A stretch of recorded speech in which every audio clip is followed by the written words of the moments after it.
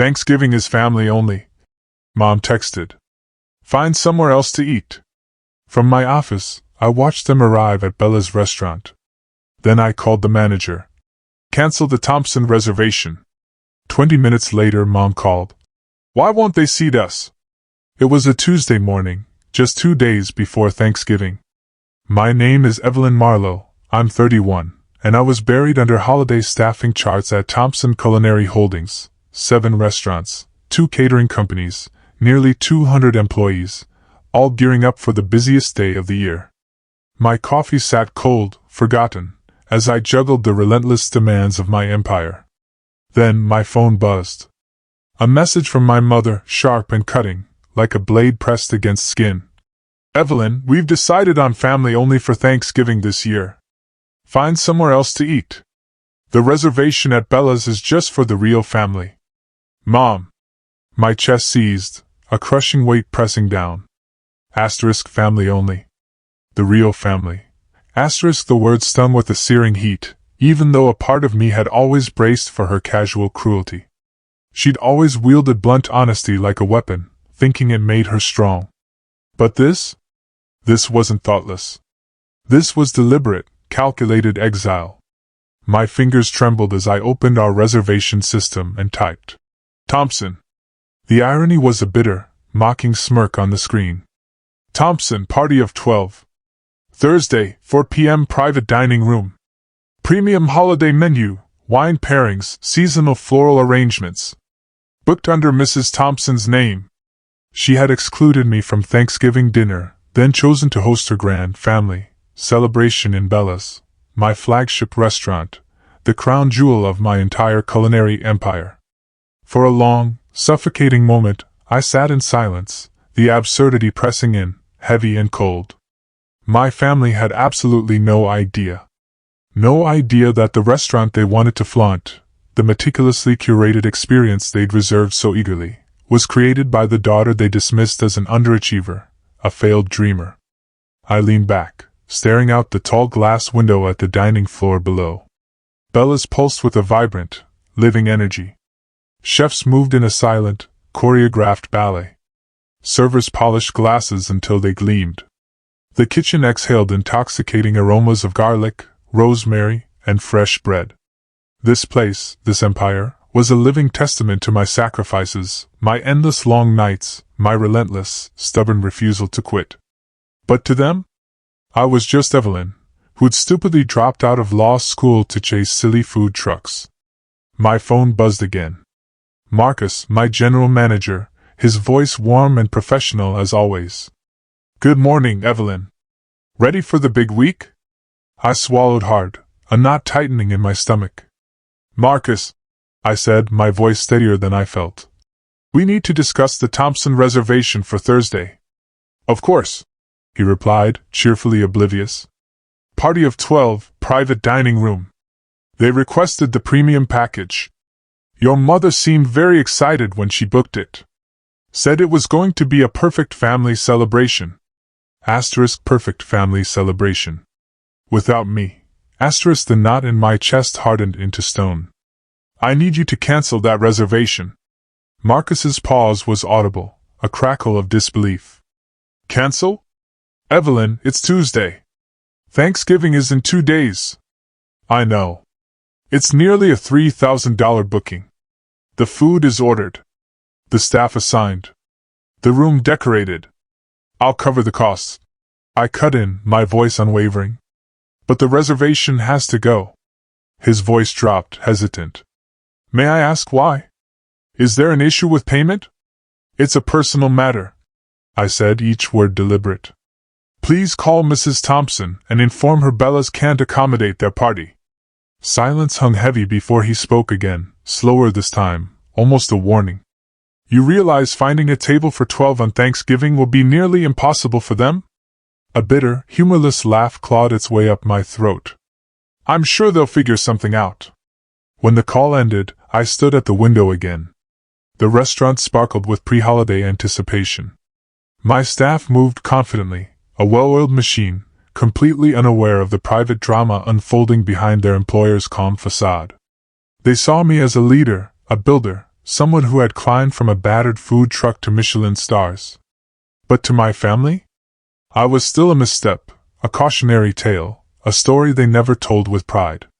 My older brother Michael, the celebrated lawyer. My younger sister Ashley, the nurse with 2 children and a respectable life. They were my parents' trophies, their names polished like silver, ready to present at dinner parties. And me? I was the daughter who worked weekends, holidays, and late nights in kitchens. The one who never married, who never gave them the simple, neat narrative of success they craved. They thought my choices made me less. What they didn't know was that my less had grown into more than they could ever imagine. 12 million in annual revenue. 200 employees who depended on me. An empire they never bothered to ask about. 30 minutes later, Marcus called back. Evelyn, I reached your mother. She was not pleased. Demanded to speak with the owner directly. I allowed myself a small, grim smile. What did you tell her? That the private dining room had a scheduling conflict. She asked about the main dining room, but I said we're fully booked, which is true. Perfect. She said this is ruining their holiday, that she had family flying in. She was very upset. I'm sure she was, I said softly, the satisfaction a quiet hum beneath my resolve. Then Marcus hesitated, lowering his voice. Evelyn, may I ask something? Why are you canceling your own family's dinner? I stared at the ceiling for a moment, willing the answer not to break me. Because they uninvited me, Marcus. Said it was for family only? He was quiet then. But you are family. Apparently not the right kind. Later, my phone buzzed with messages from my siblings. Ashley. Mom told me about Thanksgiving. Are you okay? Want to come to our house instead? Michael. Mom just wants to keep it simple this year. Dad. Don't take it personally. She's stressed about planning. Each text was a plaster over a gaping wound, shallow comforts that carefully avoided the cruelty at the heart of it all. Mom wanted me absent. They all knew it was wrong, but none would dare challenge her. I ignored the messages. My heart was already beating in a rhythm of steel. This year would not end like every other, with me quietly swallowing their judgment. When the call finally came, I knew it would. My mother's voice trembled, laced with an artificial sweetness that grated on my nerves. Evelyn, something terrible happened. Bella's canceled our reservation 2 days before Thanksgiving. Can you believe it? I bit the inside of my cheek, fighting a laugh. Oh no, that's awful. Which restaurant? Bella's. It was perfect. Everything arranged, and now it's ruined. Your Uncle Robert's flying in. Your cousin Mary's driving from Phoenix. Everyone was coming. Evelyn, you work in restaurants. Do you know anyone who could help us find a place, somewhere elegant? I stared at the ceiling light, the irony almost too dazzling to look at. My mother, who had just explicitly excluded me, was now asking me to save her precious holiday. I might know some people, I said carefully. What kind of place are you looking for? Somewhere impressive. You know how Robert brags about his children. We wanted to show the family we're doing well. Bella's was perfect. So exclusive. 3 stars. We were so excited to tell everyone we'd be dining there. My grip on the phone tightened. Asterisk impressive. Exclusive. Perfect. Asterisk not a word about love. Not a word about family. Let me see what I can do, I told her. As I hung up, a thought burned in my chest, equal parts pain and searing resolve. If my family wanted a performance, then maybe it was time I finally stepped onto the stage. The curtain was about to rise. By the way, if you're still with me and hooked on this unbelievable story, make sure to hit that subscribe button right now. More raw, honest narratives are coming your way. The rest of that Tuesday unfolded with my phone vibrating like a restless insect on my desk. My family, suddenly anxious, suddenly aware of the storm brewing around Thanksgiving, started reaching out. Each message carried the same peculiar flavor, concern laced with evasion, as if they wanted to appear compassionate without risking my mother's disapproval. Ashley's text arrived first. Mom told me about Thanksgiving. Are you okay?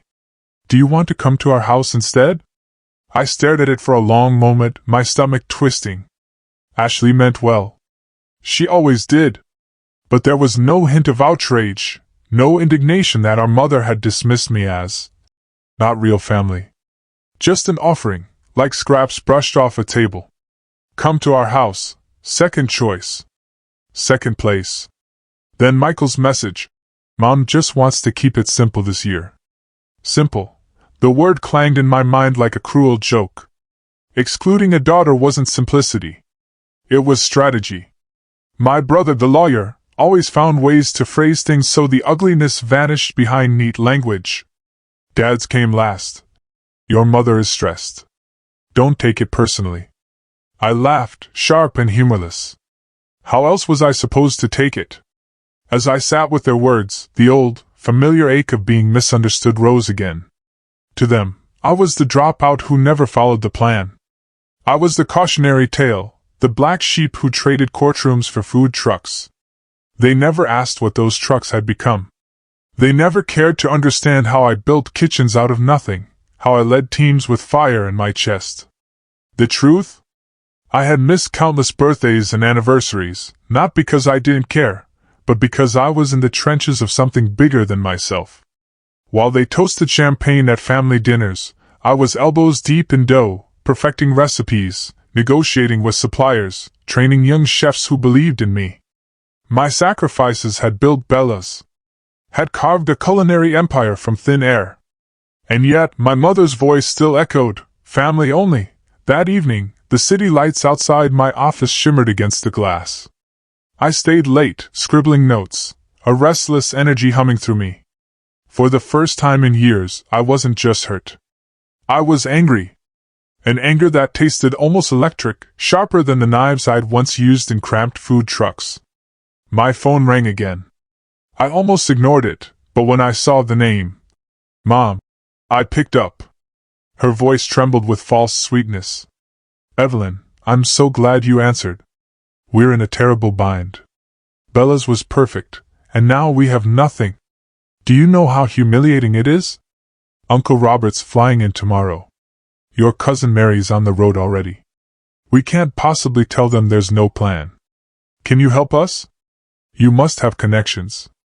I pressed my lips together, forcing my voice calm. I might know some people, but Mom, why did you decide on family only in the first place? A pause, thick and awkward. We just wanted to keep it simple. Simple. I let the word hang in the air between us. Am I not family? Of course you are, sweetheart, but you work so much. You miss so many dinners. We thought you'd be more comfortable doing your own thing. Doing my own thing. I bit back the bitterness rising in my throat. Or was it because you wanted to impress Uncle Robert? She bristled. What are you implying? That maybe you thought my being there would ruin the image? Silence stretched. Then she sighed, weary. You don't understand, Evelyn. Your brother is thriving in law. Ashley has a wonderful family. And Robert always compares his children's successes. It's exhausting. I just wanted the evening to be impressive. Her words burned. And you thought leaving me out would make it more impressive? I didn't mean it that way. You did, I said quietly. You meant it exactly that way. We ended the call on a brittle note, her pleading for me to make some calls, me promising only that I'd see what I could do.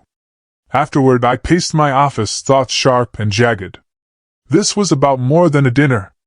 This was about years of dismissal, about the way my family crafted a narrative where I was always the outsider.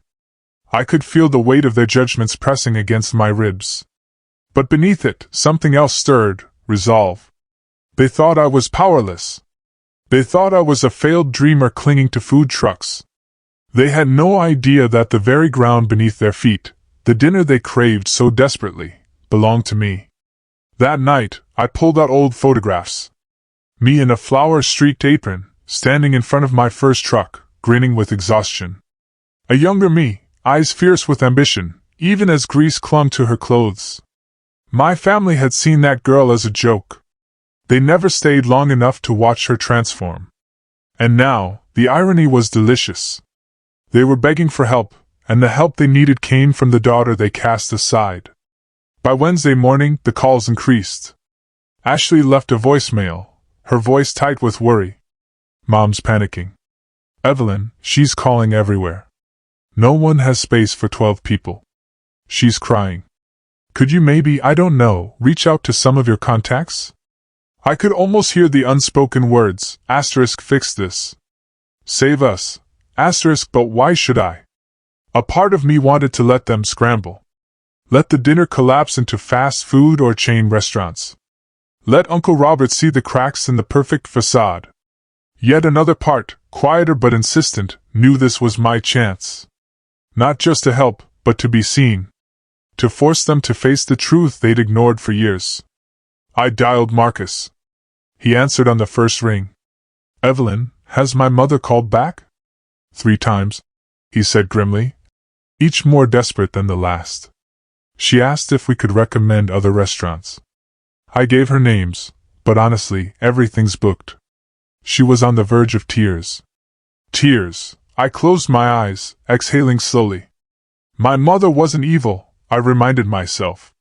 Just vain, image-obsessed, shallow in ways that hurt more than she realized. She hadn't excluded me out of malice. She'd excluded me because she was embarrassed. That truth cut deeper than hatred. Marcus, I said, my voice steady now. What if we gave them the reservation back? He hesitated. You want to reinstate it? Yes, but with one change. What change? The party of 12 becomes a party of 13. His intake of breath crackled over the line. You mean, you'll be joining them? Yes. After they uninvited you? Exactly. I said. If they want their perfect dinner, they'll have to make room for me. He was quiet for a long beat. Then, that's bold. It's necessary. As I ended the call, a strange calm settled over me. For years I had let their judgments define me. But this Thanksgiving, I would no longer be invisible. The stage was being set. And whether my family liked it or not, I was stepping into the spotlight. Wednesday evening, the city pulsed with holiday anticipation. Streets glittered with early lights, stores crowded with last-minute shoppers. Yet inside my office, time felt frozen. I sat alone, staring at my phone, knowing the next move would change everything. The decision had already been made. My family would get their precious dinner back, but on my terms. When I finally called my mother, her voice answered in a rush of desperation. Evelyn, please tell me you found something. Everything is booked. I can't believe Bella's would cancel like that. It's humiliating. Robert arrives tomorrow and Mom. I interrupted softly. I might be able to help. The silence on her end was sharp with hope. Really? You can? Evelyn, you'd be saving us. How? I have some connections, I said carefully. I know someone who might have influence at Bella's. Oh, Evelyn. That would be incredible. You're a lifesaver. What do we need to do? There's one condition, I said. Her breath hitched. Condition? Yes. The reservation will be for 13 people, not 12. The silence stretched so long I could hear my own pulse. Finally, she whispered, 13? But who would the 13th be? Me, I answered. The quiet that followed was louder than any shout. My mother's voice, when it came, was strained. Evelyn, I thought. I mean, we just assumed you'd be too busy. Busy or not, I'm family, I said. And if Bella's reopens that dining room for you, then I will be seated at that table. She inhaled sharply, and I pictured her pacing the kitchen floor, phone pressed to her ear, pride and panic wrestling in her chest. Evelyn, this dinner, it's important. We wanted to show the family that we're doing well. Robert brags about his children constantly, and you thought I'd spoil the picture? I finished for her. No, sweetheart, it's exactly that, I said, my voice calm but unyielding. So, here's the deal. 13 people, or none at all. That's the only way you'll walk into Bella's tomorrow night. Her breath trembled over the line, then a soft, defeated, all right. 13. A strange satisfaction unfurled in my chest, but it wasn't triumph. It was something darker, heavier. For the first time, my mother was bargaining with me, not dismissing me. Good, I said. I'll make some calls. We hung up, and I sat in the dim light of my office, staring at the city skyline. The irony was so thick it felt surreal. My mother, who had deemed me unworthy of family Thanksgiving, was begging me for access to my own restaurant. Marcus knocked gently before stepping inside. You wanted to see me? I nodded. I'm reinstating the Thompson Reservation. Party of 13 this time. His brows lifted, but he didn't question. Consider it done. I'll adjust the order and staffing. Thank you, I said. Then, almost to myself, tomorrow they'll sit in that room and eat, and for the first time, they'll see me clearly. Marcus studied me, cautious. Evelyn, do you want them to know? I met his eyes. Not yet. Not all at once. Tonight they just think I pulled strings. Tomorrow, they'll learn the truth. He nodded slowly, as though he understood I wasn't talking about logistics anymore, but about years of silence and dismissal, all boiling toward a single evening. After he left, I lingered by the window, remembering the years in the truck, waking before dawn to chop vegetables in freezing air. The nights I collapsed on stiff mattresses in borrowed apartments, wondering if I'd made the worst mistake of my life. The ridicule, my mother's sighs, my father's weary looks, Michael's smug jokes about gourmet tacos. And yet, through it all, I had believed. I had built. And now Bella's gleamed like a jewel, 3 Michelin stars crowning what they once called a fantasy. Tomorrow, when they walked through those doors, they wouldn't be able to dismiss me anymore. Late that night, Ashley called. Unlike Mom, her tone carried genuine worry. Evelyn, is it true? Did you get the reservation back? Yes, I said simply. Oh, thank God. Mom was hysterical. She said you worked a miracle. I don't know how you pulled it off, but thank you. Her gratitude warmed me, but beneath it, I sensed the same blind spot as always. They had no idea I was the miracle. Ashley, I asked quietly, did it ever bother you that Mom called it family only? There was a pause. Of course it did, but you know how she is. She didn't mean it literally. She meant it enough to exclude me. Ashley sighed, guilt heavy in her voice. I just didn't want to make it worse. That was the story of my family. No one wanted to make it worse, so they all let it be bad. When the call ended, I sat in the dark, the city lights painting my reflection across the glass. Tomorrow, I thought, would be more than dinner. It would be theater. My family wanted a perfect image for Uncle Robert. I would give them one, but the image wouldn't be theirs. It would be mine for once. I would not be the forgotten daughter in the background. I would be the revelation, sitting at the head of the table, the truth they couldn't escape. As midnight neared, I whispered into the empty room, words no one else could hear. Tomorrow, they'll learn whose house they're really dining in. Thanksgiving morning dawned gray and restless. The kind of day where the sky feels low enough to touch. Bella's kitchen was already alive with energy by 8 a.m. steam rising from simmering pots, knives clattering against cutting boards, chefs moving with precision born of weeks of preparation. I walked the floor quietly, taking it all in. This was my kingdom, my empire in motion. But tonight, it would double as a stage for a play my family didn't even know they were part of. By mid-morning, my phone rang. Predictably, it was Mom. Her voice carried forced brightness. Evelyn, thank you again for pulling strings. Bella's actually reinstated us. I don't know how you managed it, but it's a miracle. You're amazing. Her praise was so syrupy, it almost made me laugh. A week ago, I was too busy, too embarrassing to sit at her table. Now, I was amazing. I'm glad it worked out, I said, keeping my tone steady. I told your father. You must know someone very important. Who is it? The manager? The chef? I let silence stretch a moment before replying. Someone with influence. Her laugh was nervous. Well, thank heavens you do, Otherwise, it would have been a disaster. Robert's already in town, and he was impressed when he heard we were dining here.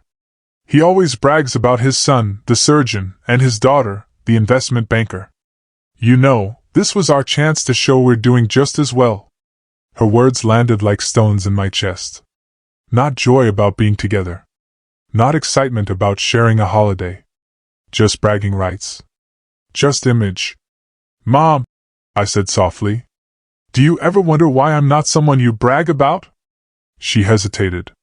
Evelyn, that's not fair, is it? Michael's law practice, Ashley's family. You parade them around like trophies. What am I to you? There was a long pause, then quietly. You're different. Different. The word I'd lived under my whole life, wielded like a polite knife. We ended the call soon after, her voice growing brittle with defensiveness, mine cool with determination. By afternoon, my siblings started messaging. Michael, pragmatic as always. Mom says you saved Thanksgiving? Whatever you did, thanks. His words were efficient, emotionless, like a business transaction. Ashley, softer. I'm glad you'll be with us tonight. It wouldn't feel right without you. Her sincerity almost soothed me, but only almost. At 3 o'clock sharp, Marcus appeared in my office. Everything's ready. Private dining room is set. Staff prepped. The Thompsons will be here at 4. Good, I said, straightening my jacket. He studied me with quiet concern. You don't have to do this, you know. You could just let them eat. Let them leave. Keep your secret safe. I met his gaze. No, Marcus. Tonight the secret ends. At 4 o'clock, the Thompson family arrived. I watched from the shadows of the dining room entrance as they poured in. Michael in his tailored suit. Ashley balancing a toddler on one hip. Dad looking tired but content. Mom glowing with pride. They admired the chandeliers, the polished wood, the understated elegance of Bella's private dining room. And then they saw me. Mom blinked, startled, before forcing a smile. Evelyn, you're here. I am, I said, stepping forward. C13, remember? A hush fell as I joined them at the long table. My siblings exchanged uncertain glances, but no one spoke. Finally, Uncle Robert, tall and imposing with a booming voice, broke the silence. Well now, Evelyn, good to see you. What do you do these days? Still tinkering with food trucks? The words hit like a slap, though his tone was genial. He didn't mean harm. He simply didn't know. I smiled faintly. Something like that. Dinner began with forced pleasantries. Wine poured into crystal glasses, silverware clinking against fine china. Conversation swirled around Michael's cases, Ashley's children, Robert's endless boasting about his own. I stayed quiet, listening, the outsider, even at my own table. Until Robert turned back to me. And you, Evelyn, tell us more. Your mother said you helped secure this reservation. That must mean you have powerful friends in the industry. I saw Mom stiffen, her fork pausing midair. She hadn't expected the spotlight to swing my way so soon. I do, I said, letting the words settle. But not in the way you think. Michael chuckled lightly. Come on, Evelyn. Don't be mysterious. Who do you know? A maitre d', a wine supplier? I set my glass down deliberately. I know the owner. The table went utterly still. Mom laughed too quickly. Yes, she knows the owner. That's how we got back in. No, I said, my voice sharper now. I am the owner. The silence that followed was profound. Forks froze halfway to mouths. Eyes widened. Air thickened with disbelief. You? Robert asked, incredulous. You own Bella's? I held his gaze steadily. I do. Bella's and 6 other restaurants, 2 catering companies. Together they employ over 200 people. Last year we grossed $12 million. Michael blinked. Ashley's lips parted. Dad set down his glass with a muted clink. And Mom's face drained of color. I thought, she whispered, I thought you were still with food trucks. I was, I said evenly. That's where it started. But you never asked what it became. The silence was heavier now, shame coiling through it. I could see the cracks spreading across my mother's carefully constructed image. For years, she had carried the story of her struggling, unconventional daughter. And now, in front of Robert, in front of everyone, that story had collapsed. Robert was the first to recover. "Remarkable," he said, voice booming again. "From a truck to an empire. That's the kind of grit I admire. You must be very proud, Margaret." Mom swallowed, her hands trembling against her napkin. "Yes," she said, her voice faint. "Yes, I am." But her eyes, when they met mine, carried not pride, but a storm, shame, regret, and something close to fear. The dinner continued, but the air had changed. My siblings stole glances at me, some curious, some unsettled. Robert peppered me with questions, genuinely impressed. While my mother sat in brittle silence, her facade cracking with each answer I gave. When dessert arrived, she finally leaned toward me, her voice breaking. "Evelyn, why didn't you tell us?" I turned to her, meeting her gaze. "Because you never asked?" Her eyes glistened, tears threatening. "I was wrong." "Yes," I said softly. "You were." The table around us buzzed with conversation. But between us, only silence stretched. A silence that said everything. Tonight wasn't about food. It wasn't about celebration. It was about truth finally dragged into the light, raw and undeniable. And the truth was this: the daughter she thought was a disappointment had become the one person she could no longer ignore. The revelation lingered in the air like smoke, impossible to ignore. I watched my mother's face shift through shock, denial, and reluctant acknowledgement as she forced herself to swallow the truth. For years she had told relatives I was finding my way, that I was still experimenting. Now she sat in a 3-star dining room run by the very empire she'd dismissed. Uncle Robert leaned back in his chair, his booming voice slicing through the tension. "This is extraordinary, Evelyn. Truly, starting with nothing and building all this. That's the American dream." He raised his glass in a toast, but the gesture only deepened the discomfort at our table. Ashley smiled at me timidly, almost as if she were discovering me for the first time. Michael, however, shifted in his seat, his jaw tight. He was used to being the shining star, the success story Mom paraded at every gathering. Now, with Robert's admiration directed squarely at me, he looked like a man watching his crown slip away.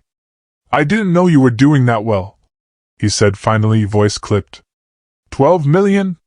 7 restaurants? That's impressive." Impressive. The word landed like an afterthought, begrudging and hollow. I leaned forward slightly. "You could have known, Michael. Any of you could have. If you'd ever asked."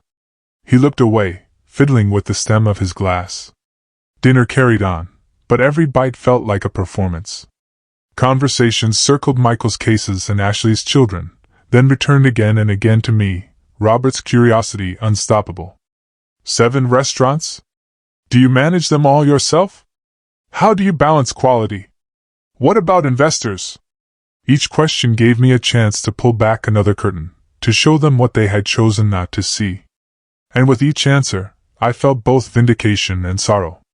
Vindication that they finally recognized my worth. Sorrow that it had taken $signs to earn it. At one point, Robert turned to my mother. "You must be so proud, Margaret, a daughter who built an empire from a food truck. That takes vision." Her smile was stiff, her voice brittle. "Yes, of course I'm proud." But her eyes betrayed her, flickering with shame. Finally, I spoke directly to her. "Mom, do you realize what happened here? You uninvited me from Thanksgiving dinner because you were embarrassed. Then you begged me to save the dinner you planned, not knowing it was mine to give. And now you sit here pretending pride because Robert admires me." The table stilled. Ashley whispered, "Evelyn." But I held up a hand. "No," I said louder now. "It's time we stopped pretending. You thought I was failing. You thought I was less. And you decided that meant I didn't belong at this table." Mom's lip trembled. Evelyn, please. This isn't the time. It's exactly the time. I cut in. Because for once, you can't look away. For once, you can't reduce me to a footnote in the family story. The words hung heavy. Dad cleared his throat, his deep voice rumbling. Evelyn, your mother just didn't understand. None of us did. But tonight proves how wrong we were. His attempt at peace felt hollow. Understanding after the fact wasn't absolution. Michael finally snapped, his voice edged with defensiveness. You can't blame Mom for not bragging about you. She didn't know. You kept it hidden. I turned to him, my voice steady. Did I? Or did you never ask? You never wanted to hear about my work because you assumed it didn't matter.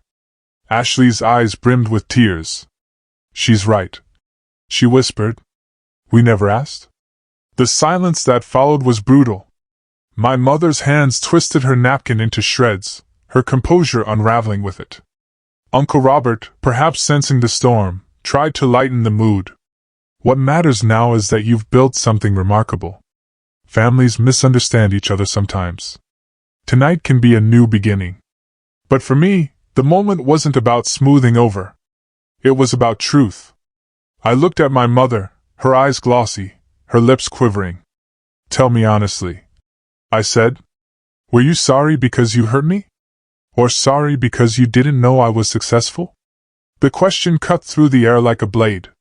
She opened her mouth, closed it, then finally whispered, both. I leaned back, studying her. Which matters more? Her tears slipped free. Excluding you. That's what I regret most.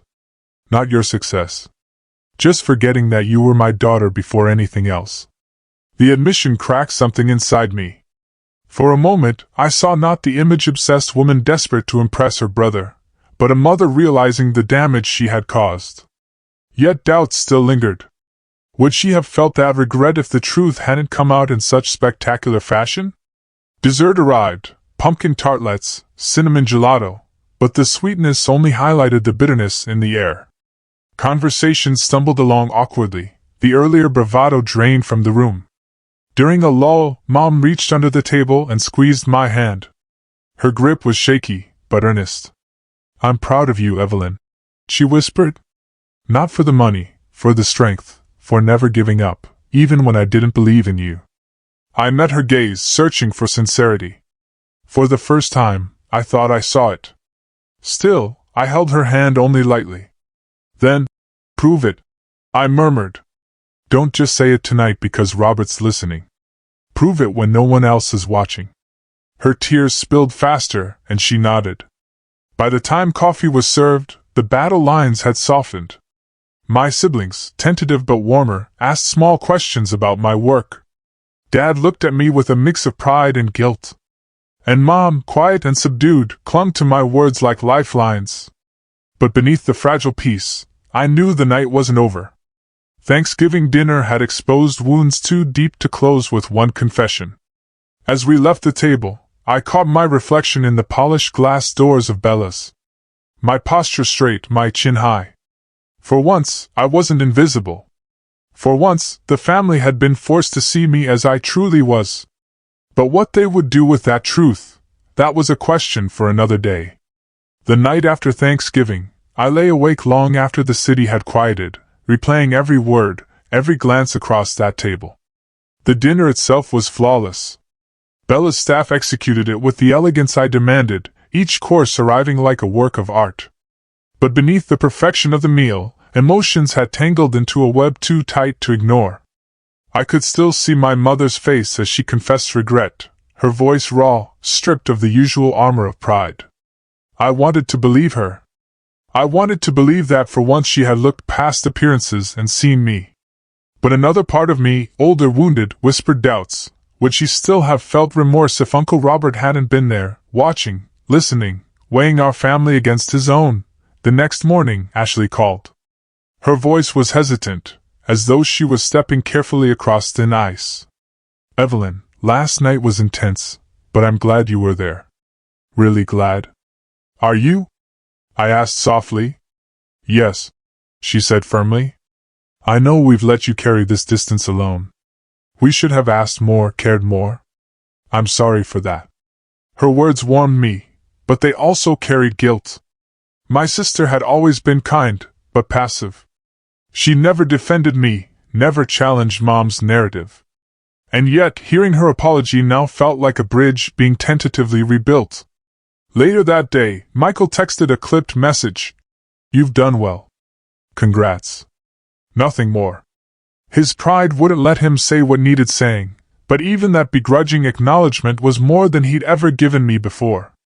Still, it was my mother's silence that echoed loudest. She didn't call. She didn't text. She simply disappeared into the quiet of her house, and I couldn't tell if she was ashamed or simply overwhelmed. Days passed. Work consumed me again, the endless machinery of the restaurant world, holiday parties to coordinate, catering contracts to finalize.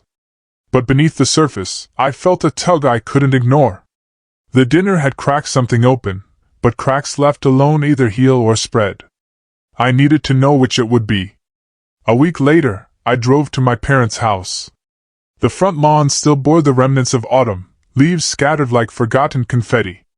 Inside, the air smelled of cinnamon candles and something older, heavier, like unspoken words. Mom was in the kitchen, folding laundry at the counter, her movements mechanical. When she saw me, she froze. "Evelyn," she whispered. I set my bag down, heart pounding. "We need to talk." She nodded, eyes glistening. "I know." We sat at the kitchen table, the same table where I had once done homework, where she had once scolded me for grades that weren't good enough, where silence had been louder than praise. "Why didn't you call?" I asked. Her hands twisted the fabric in her lap. "Because I didn't know what to say.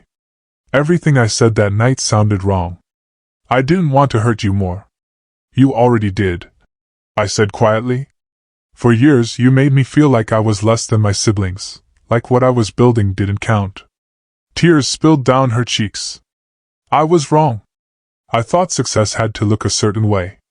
A law degree, a family, something easy to explain at dinner parties. I didn't see that what you built was greater than any of that. Her honesty shook me. For years I had begged silently for her recognition. And now, finally, it was here. Yet it wasn't triumph I felt. It was grief for the years wasted, the years unloved. "Do you know what hurt most?" I asked. She looked up. "What?" "That you didn't even ask. You never wanted to know what my work really was. You never asked how I was surviving, or if I was happy. You just assumed I was failing." She covered her mouth with her hand, sobbing softly. "I know, and I hate myself for it." I reached across the table, hesitated, then laid my hand over hers. "If you mean that, then things have to change, not just words, Mom." She nodded fiercely, gripping my hand. "They will, I promise." That promise became the seed of something new. Over the next months she began showing up, not with judgment, but with curiosity. She visited Bella's during the day, meeting my staff, asking questions about supply chains and menu planning. At first, her questions were awkward, fumbling, but slowly she began to understand. She even volunteered at our charity dinner, serving meals to families who had nothing. For the first time, I saw her humbled, moved by the weight of lives outside her own image. Still, doubt lingered in me. Was she proud because she finally saw me, or because she finally had something to brag about? One evening, after a long day of service, I drove her home. In the quiet of the car, she said, "I used to tell myself I wanted to protect you from disappointment. But the truth is, I was the one disappointed. Disappointed that you weren't what I imagined, and that was my failure, not yours." Her voice cracked. "I don't want to lose you again, Evelyn. Tell me what I can do to make this right." I pulled the car to the curb, tears pricking my eyes. "Just be my mother, not my judge, not my critic, just my mother." She nodded, reaching for my hand. And for the first time in years I let her hold it. But even as hope stirred, a shadow remained. Families don't transform overnight. Patterns carve deep grooves, and climbing out of them takes time. I didn't know if we could ever erase the years of dismissal. But maybe, just maybe, we could start again. That night, alone in my apartment, I stood by the window overlooking the city. Lights flickered across the skyline, vibrant and alive. And for the first time in a long time, I felt a cautious peace. I had demanded truth at that Thanksgiving table, and I had received it. Painful, imperfect, but real. The question that lingered was whether the truth would be enough to build something lasting, or whether it was just a fragile truce, waiting to crack. 6 months slipped by like pages turning in a book. Each chapter a cautious step towards something new between my mother and me. At first, I expected her attention to fade, that once the shine of my revelation dulled, she would retreat to her old ways, clinging to Michael's courtroom victories and Ashley's family stories. But to my surprise, she didn't. She came to Bella's often, not as a customer demanding special treatment, but as a guest who genuinely wanted to understand. She asked questions about the menu, about how I sourced ingredients, even about staffing challenges. She lingered in the kitchen, watching the chefs at work, marveling at the choreography of it all. The first time she volunteered at our charity gala, handing plates of roasted chicken to families who had nothing, I watched her face change. The pride she had once reserved for appearances melted into something softer, more grounded. For the first time, I saw her moved, not by what others would say, but by what she was actually witnessing. And yet, the doubt never fully left me. Every time she introduced me to someone new, her voice carried an edge of triumph. "This is my daughter, Evelyn. She owns Thompson Culinary Holdings, 7 restaurants, 2 catering companies, 3 Michelin stars." Her words were glowing, rehearsed, almost too polished. I wondered if she was proud of me or proud of what I had become to others. One night after a late service, we sat together at Bella's bar. The restaurant had emptied, the air rich with the lingering scent of garlic and wine. She sipped tea while I unwound with a glass of water. "Evelyn," she said, her tone tentative. "I've been thinking a lot about that night, Thanksgiving, about how I excluded you." I kept my eyes on the glass in my hands, and she swallowed hard. "I realize now it wasn't about you. It was about me. About my fear that you'd make me look small compared to Robert's children. I was shallow, and I let that fear dictate everything. I will regret that for the rest of my life." Her honesty pierced me. I searched her face for insincerity, but all I saw was vulnerability. Still, I asked the question that haunted me. If I hadn't been successful, if I really had been barely scraping by with a food truck, would you still regret excluding me? Her eyes brimmed with tears. "Yes, because I excluded my daughter, not my resume, not my net worth. My daughter." The simplicity of her words nearly undid me. I wanted to believe her, but a part of me still held back because love tested in success is easy. Love tested in failure? That's what proves truth. Over the months, small moments gave me reason to hope. She no longer asked about profit margins first. Instead, she asked if I was sleeping enough, eating enough, finding joy in the chaos. She attended Ashley's kids' soccer games and Michael's legal seminars with the same enthusiasm she once reserved only for bragging rights. It was as though she was finally learning that being present mattered more than being impressive. But the question lingered in my heart, was this real change, or was it just another performance? This time, directed at me. Spring melted into summer, and Bella's hosted our annual charity dinner. My mother arrived early, wearing an apron I'd given her, hair tied back, cheeks flushed with anticipation. She carried trays, chatted with volunteers, laughed with children. At one point, I caught her watching me across the room, pride in her eyes that wasn't coated in polish. It was raw, unfiltered. In that moment, I let myself breathe. Later that night, as we closed the restaurant, she pulled me aside. "Evelyn," she said, gripping my hand tightly. "Thank you for letting me in, for giving me another chance. I don't deserve it, but I want to earn it every day." Her words softened something inside me that had been stoned for years. And yet, when I lay in bed afterwards, staring at the ceiling, I couldn't stop the thought that threaded through me. People change, but do they ever fully change? Or do they simply learn to play a different role? I remembered that Thanksgiving table, her hands trembling as she admitted shame. I remembered the way her eyes flicked toward Robert, desperate not to lose face. And I remembered the years before, when my worth to her had been measured against everyone else's expectations. The truth was, I didn't know if she loved me for who I was, or if she had simply replaced disappointment with pride. But maybe, I realized, that was enough for now. Because what mattered most wasn't her perfection. It was her effort. The Thanksgiving dinner at Bella's became a story we told often.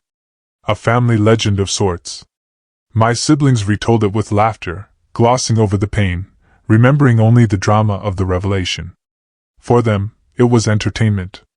For me, it was something deeper, a turning point, both painful and liberating. I had walked into that room invisible and walked out undeniable. Now, whenever Mom bragged about me, I listened with cautious patience.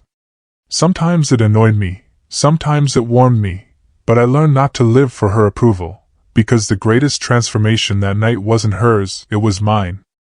I no longer needed their validation. I had seen what I was capable of, and I had spoken the truth they couldn't silence. Success had taught me many lessons about sacrifice, leadership, and ambition. But my family taught me something greater, that real strength is not in proving others wrong. It's in standing firm in who you are, whether they ever recognize it or not. My mother still brags about Thanksgiving at Bella's. She tells everyone how her daughter owns the restaurant, how she built an empire from a truck. And maybe she does it partly for image. Maybe she always will. But beneath that, I've seen the quieter moments, her volunteering at events, her listening instead of dismissing, or learning to say, "I'm proud of you," without needing an audience. Maybe that's redemption. Or maybe it's just another illusion. Either way, I've stopped waiting for certainty, because I no longer need to be chosen to know I belong. So, tell me in the comments below, what would you have done in my place? Would you have canceled the reservation, or would you have approached your family differently? I really want to hear your thoughts.